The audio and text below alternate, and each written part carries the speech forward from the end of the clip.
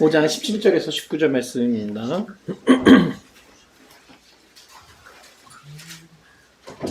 우리 세 절 말씀이니까 한 목소리로 우리 함께 읽도록 하겠습니다. 시작. 그들이 예수께 그 지방에서 떠나시기를 간구하더라. 예수께서 배에 오르실 때에 귀신 들렸던 사람이 함께 있기를 간구하였으나 허락하지 아니하시고 그에게 이르시되 집으로 돌아가 주께서 내게 어떻게 큰 일을 행하사 너를 불쌍히 여기신 것을 내 가족에게 알리라 하시니. 아멘. 오늘 말씀은 이제 드디어 거라사 지방에서 일어난 그 귀신 들린 그 귀신 군대 귀신을 쫓으신 사건에 대한 이제 마무리 정도 되는 이제 장면을 함께 나누겠습니다. 지난번에 우리가 함께 나누신 내용과 좀 대비되는 이야기를 나누게 될 것 같아요. 지난번에 우리가 나눴던 말씀, 우리가 벌써 2주 정도 된 것 같은데, 지난주에 우리가 눈이 와서 취소시키면서 못 모였었는데, 돼지떼를 치던 사람들을 막 불러 모았었습니다. 온 마을과 온 성읍에 있는 사람들을 다 불러 모아가지고 이 일이 일어나는 것들을 다 설명합니다. 그 설명했던 것은 무엇을 말하는 거죠? 그 판단을 그들에게 맡긴다라는 겁니다. 그들은 어떻게 판단하나요? 예수님, 이곳에서 떠나주십시오 라고 그들은 판단을 합니다. 이것은 우리가 그때 말씀을 나눌 때 어떤 같은 사건을 보는 관점의 싸움이다 라고 우리가 함께 말씀 나눴습니다. 그들에게 있어서 그들은 굉장히 놀라운 기적을 발견했죠. 굉장히 놀라운 은혜를 목격을 했습니다. 그들의 반응은 굉장히 현실적인 판단이었습니다. 그들은 은혜 받기 위해서 그 예수님의 기적을 바라보러 온 것이 아니라 그 기적을 통해 가지고 오히려 그들의 마음이 두려움이 생겼다라고 나눴습니다. 여러분, 은혜는 우리에게 놀라운 기적이 일어났다고 해서 무조건 다 은혜가 아닐 수 있다라고 생각합니다. 그 일이 일어났음에도 불구하고 놀라운 기적이 우리에게 함께 있음에도 불구하고 어떤 사람들은 하나님을 떠나더라. 하나님이 필요 없어지더라. 어떤 사람들은 예수님, 우리에게서 떠나주십시오 라고 결단을 내리게 됩니다. 과연 그렇다고 하면 그 기적이 일어난 것이 과연 우리에게 은혜가 될 수 있을까? 어쩌면 우리 하나님이 원하시고 우리에게 알게 하시는, 깨닫게 하시는 진짜 은혜란 놀라운 기적을 말하는 것이 아니라 어떤 문제가 있음에도 불구하고 하나님과 우리 사이가 더 관계가 깊어지는 것이 하나님께서 우리에게 말씀하시는, 진짜 우리에게 깨닫게 하시는 은혜가 아닐까라는 생각이 듭니다. 오늘 그 내용에 이어지는 내용이 바로 우리가 함께 나눌 말씀입니다. 이 거라사 광인이 이제 예수님과 함께 있기를 구하는 장면입니다. 예수님께 가까이 가고 싶어하고 예수님과 붙어 있기를 원하는 장면입니다. 여러분, 과연 그의 마음은 어떠했을까요? 이제 막 사람다운 모습이 회복되었습니다. 옛날에 막 옷도 벗고 다니고 막 초인적인 힘을 발휘하고 막 정신이 이제 온전해졌죠. 이제 사람들 앞에서 멀쩡하게 사람답게 드디어 이제 정신 차립니다. 그런데 문제는 뭐예요? 그 앞에 무슨 일이 있었죠? 예수님, 떠나주세요. 이 사람 마음이 어땠을까요? 여러분 같으면 어떻겠습니까? 이제 막 살아나는데, 이제 막 숨을 돌릴 것 같은데, 예수님 안에 있으면, 예수님 곁에 있으면, 나를 이렇게 기적처럼 고쳐주신 예수님과 곁에 있으면 안전할 것 같지 않습니까? 이분을 붙들면 나의 과거에 있는 삶이 모두 청산하고 이제 주님 앞에서 완전해질 있을 것 같은 느낌. 그러니 당연히 예수님과 동행하고 싶은 마음, 그 마음에 분명히 들었을 거라고 생각이 듭니다. 여러분, 이 마음이 이상한 것일까요? 그렇지 않죠. 너무 인간적이고 너무 솔직한 이야기입니다. 어쩌면 우리가 신앙생활을 시작할 때 가졌던 마음도 이와 비슷하지 않을까요? 근데 여러분, 솔직하게 묻고 싶습니다. 여러분들은 왜 예수님을 따르고 싶으신가요? 예수님이 떠나실 때 여러분 왜 예수님을 따라가고 싶으신가요? 그 목적이 무엇입니까? 여러분들이 따지고 싶은 것이 아니라 그 목적이 좀 분명하게, 우리가 예수님 왜 따라가는지 그 목적을 좀 분명히 했으면 좋겠다는 것이죠. 나를 구원하신 예수님을 따르는 원인이, 그 이유가 내가 예수님 곁에 있으면 보호받을 수 있다는, 나의 과거가 청산이 될 수 있다는 어떤 위로와 평안함과 안전함 때문입니까? 아니면 예수님을 따르는 어떤 사명감, 아니면 나를 따르라 하시는 그 말씀에 우리가 순종함, 어떤 것인가요? 이것은 뭐 이분법적으로 나눠가지고 제가 원해서 가는 겁니다. 아니요, 주님이 원해서 우리가 주님을 따르는 것입니다. 뭐 이렇게 딱 잘라서 나눌 수는 없을 것입니다. 사실 우리는 신앙이라는 것을 통해서 하나님께, 우리 예수님께, 성령님을 통해 위로를 얻기도 하면서도 또 분명히 그분이 말씀하시는 것을 순종하는 삶도 살아가지요. 우리가 분명히 하나님께 안전함을 갈망하면서도 그분은 우리에게 또한 사명감을 내어주시는 분이시기도 하십니다. 예수님을 따르는 길, 예수님을 순종하며 따라가는 길에는 분명히 우리에게 쉼과 안식도 있음에도 불구하고 또한 그분의 부르심에 대한 응답도 함께 그 안에 공존하게 됩니다. 문제는 우리가 이겁니다. 문제는 우리가 주님을 따르며 내가 기대했던 것이 다 무너진다고 해도 우린 주님을 여전히 따를 수 있느냐는 것입니다. 심지어 오늘 본문에 나오는 거라사 광인에게 대해서 예수님은 우리가 생각하는 반응과 전혀 다른 응답을 하십니다. 우리 19절 말씀에 보니까 이러죠. 예수님께서 허락하지 아니하시고, 예수님은 그의 간구를 허락하지 않으십니다. 예수님, 나 예수님 따르고 싶습니다. 그 마음이 어떤지 모르겠지만 근데 거절하십니다.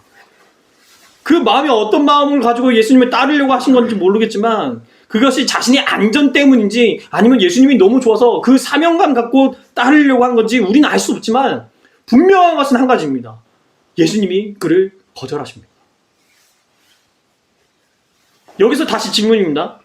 우리가 간절하고도 애타게 구한 것을 예수님은 우리가 구하는 것을 허락하지 않을 수 있는 권한이 그분에게 있으십니까? 여러분에게 아니면 그 권한이 있으십니까? 우리는 많은 경우 이렇게 고백합니다. 예수님은 우리를 사랑하십니다. 예수님은 선하신 분이고 예수님이 인자하신 분이십니다. 그런데 그분이 내 요청을 거부하실 수 있는 권한을 가지고 있는 것을 우리는 잘 고려하지 않습니다. 너무나 당연하게 그분이 나를 사랑하시기 때문에 나의 요구에 응답하실 것을 너무나 당연하게 기대하고 있는 것이 우리의 마음입니다. 여러분, 정말 여러분에게, 정말 우리의 예수님에게 주권이 있으십니까?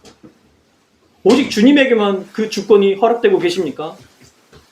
내 기도에 대한 권한이, 내가 아니라 내가 드리는 기도의 권한이 주님이 가지고 계신 것을 여러분 100% 확실하면서 기도하고 계십니까? 예수님이 여러분에게 허락하지 아니하시고 그거 아니다, 거절하시는 것을 여러분 받아들일 준비가 되어 있으십니까? 여러분, 누군가에게 기대했던 것 기대해가지고 나아갔는데 거절당하는 거 쉽지 않죠. 아니, 거절 자체가 쉽지 않습니다. 우리 가엘이 어렸을 때 우리는 뭐 되게 싫었어요. 안 돼 하면 울어요. 이 거절이라는 것이 그만큼 힘든 거예요. 왜요? 이미 마음으로는 허락받을 것을 기대하고 그 사람에게 나아가서 당연하게 구하기 시작하는 거 아닙니까? 이렇게 되기를 바라는 마음에 그 사람에게 가서 요구하는 것 아닙니까? 근데 거절당했다는 것은 내 기대가 무너지는 것입니다.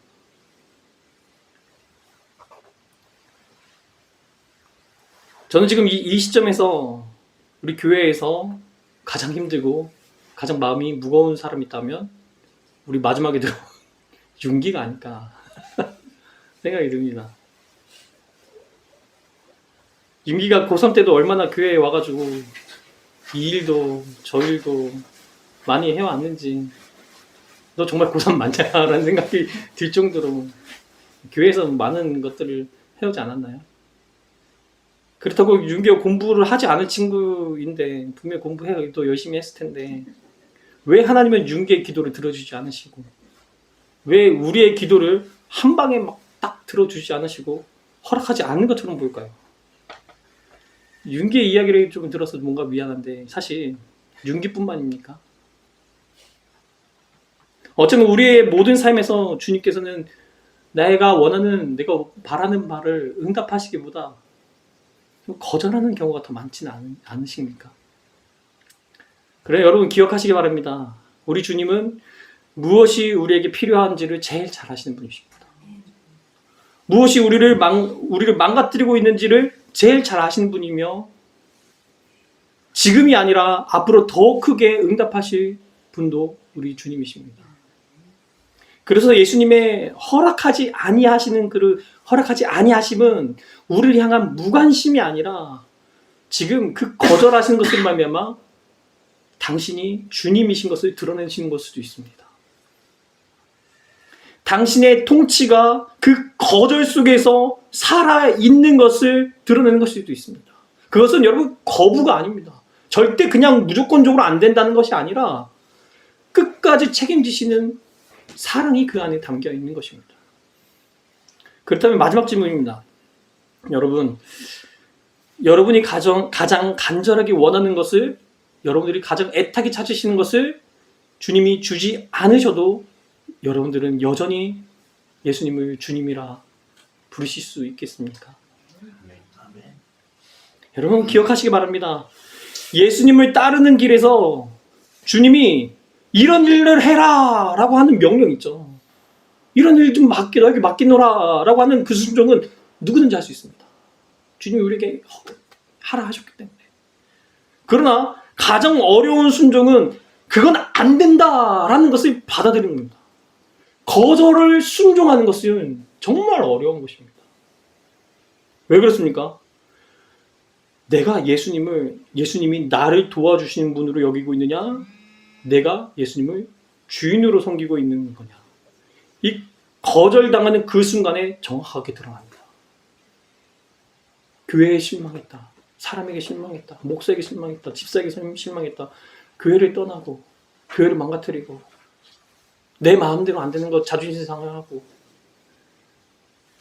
내가 마음 가운데 주님이 더 우선인지 내가 주인 되었는지.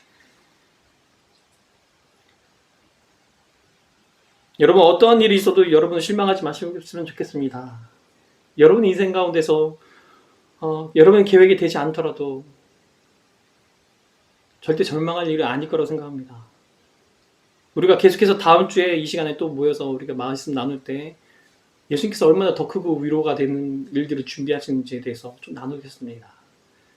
혹시나 이 가운데서 말씀을 들었음에도 불구하고 다음 주에 참석하지 못하신 분들은 앞으로 유튜브를 통해서 또 계속 이어가셨으면 좋겠습니다. 왜? 여기서 끝내면 너무 아쉽거든요. 예수님께서 분명히 준비하신 것들이 있기 때문에 거기까지 나아가셨으면 좋겠습니다. 이제 우리 좀 기도의 자리로 나아가셨으면 좋겠습니다. 여러분 좀 기억하셨으면 좋겠습니다. 우리가 기도한다는 것은요, 예수님을 잘 설득하기 위한 자리가 아닙니다. 예수님, 저 이것 필요하고요. 당장 이 일이 해결되어야 되고요. 당장 내가 죽겠습니다. 라고 하는 것이 아니라 기도는요, 내가 예수님께 항복되어지는 시간이 기도였으면 좋겠습니다. 오늘 우리 마음을 열고 우리 이 시간에 마음 가운데 있는 것들을 주님 앞에서 꾸미지 않았으면 좋겠습니다. 우리 주님 앞에 우리 마음을 좀 숨기지 않았으면 좋겠습니다. 지금 우리 마음 가운데 있는, 여러분 마음 가운데 있는 마음속에 있는 주님을 향한 그 질문들이 있다면 그 질문을 가지고 여러분들 하나님 앞에 섰으면 좋겠습니다. 주님께서 거절하시는 것 너무 힘듭니다. 이해되지 않는 상황에서 여전히 우리의 마음이 흔들리고 있습니다. 그것을 좀 고백했으면 좋겠습니다. 여러분의 아픔과 괴로움 앞에서 솔직하게 예수님 앞에 한번 서 보십시오. 그리고 그 기도가 자연스럽게 어디로 흘러가는지 주님과 마주하시면서 이 시간 기도의 자리에 나가십시오.